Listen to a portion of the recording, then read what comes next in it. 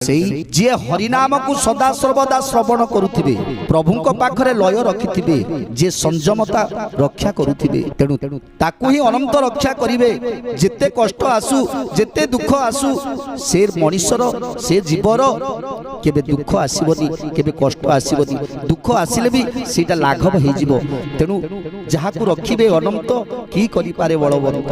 कठोर सत्य जे पाळिबो तेबे गोविंद पाइब ए कली काले नाम सार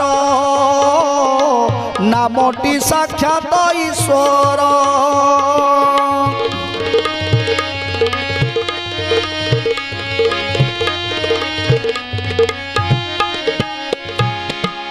ए कठोर सत्य को जे उपलब्धि करिवे ए कठोर सत्य को जे ग्रहण करिवे जे एकमात्र